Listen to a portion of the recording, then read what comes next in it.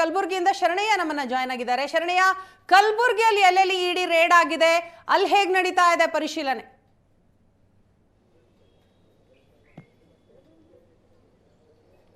ವೀಣಾ, ಕಲಬುರಗಿ ನಗರದಲ್ಲಿರುವಂತಹ ಆನಂದನಗರ ಬಡಾವಣೆಯಲ್ಲಿ ಶಿವಶಂಕರಪ್ಪ ಎಸ್ ಸಾಹುಕಾರ್ ಅವರ ಮನೆ ಇರುವಂಥದ್ದು ನೋಡ್ಬೋದು. ಈ ಮೂರಂತಸ್ತಿನ ಭವ್ಯ ಬಂಗಲೆಯನ್ನು ತೋರಿಸ್ತಾ ಇದ್ದೀನಿ.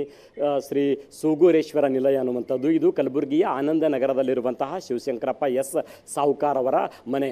ಇವರು KPSC ಮಾಜಿ ಅಧ್ಯಕ್ಷರಾಗಿರುವಂಥವರು. 2019ರಲ್ಲಿ KPSC ಸದಸ್ಯರಾಗಿ, ನಂತರ 2021ರಲ್ಲಿ ಅಧ್ಯಕ್ಷರಾಗಿ ಇರುವಂಥವರು. ರಾಜ್ಯಪಾಲರು ಇವರನ್ನು ಅಧ್ಯಕ್ಷ ಸ್ಥಾನದಿಂದ ವಜಾ ಕೂಡ ಗೊಳಿಸಿದರು.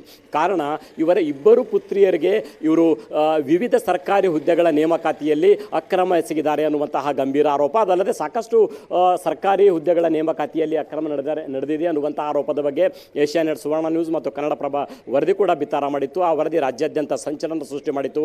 ಅದಾದ ನಂತರ ರಾಜ್ಯಪಾಲರೇ ಸ್ವತಃ ಇವರನ್ನು KPSC ಅಧ್ಯಕ್ಷ ಸ್ಥಾನದಿಂದ ವಜಾಗೊಳಿಸಿದರು.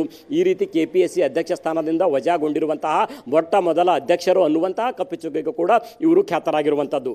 ಆನಂದನಗರದಲ್ಲಿರುವಂತಹ ಕಲಬುರಗಿಯ ಆನಂದನಗರದಲ್ಲಿರುವಂತಹ ಇವರ ನಿವಾಸದ ಮೇಲೆ ಇಡಿ ಅಧಿಕಾರಿಗಳು ಬೆಳಗ್ಗೆ 6 ಗಂಟೆಯಿಂದ ದಾಳಿ ನಡೆಸ್ತಾ ಇದ್ದಾರೆ. 6 ಗಂಟೆಗೆ 4 ಇನೋವಾಗಳ ಮೂಲಕ ಆಗಮಿಸಿರುವಂತಹ ಇಡಿ ಅಧಿಕಾರಿಗಳು ಬರುವಂಥ ಸಂದರ್ಭದಲ್ಲಿ CRPF ಪೊಲೀಸರ ಬಿಗಿ ಭದ್ರತೆಯ ನಡುವೆ ಆಗಮಿಸಿರುವಂಥದ್ದು. ಅಂದರೆ ಸರಿಸುಮಾರು 4 ಗಂಟೆ ಆಯಿತು ಈ ಮನೆಯಲ್ಲಿ ಇಡಿ ಅಧಿಕಾರಿಗಳು ಸತತ 4 ಗಂಟೆಯಿಂದಲೂ ದಾಖಲೆ ಪತ್ರಗಳ ಪರಿಶೀಲನೆ ನಡೆಸ್ತಾ ಇದ್ದಾರೆ.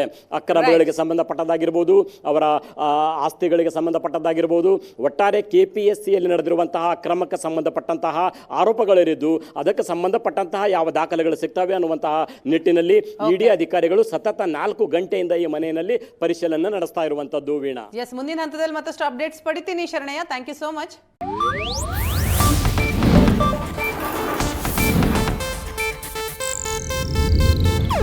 ಇದು ಏಷ್ಯಾನೆಟ್ ನ್ಯೂಸ್ ನೆಟ್ವರ್ಕ್ ಪ್ರಸ್ತುತಿ.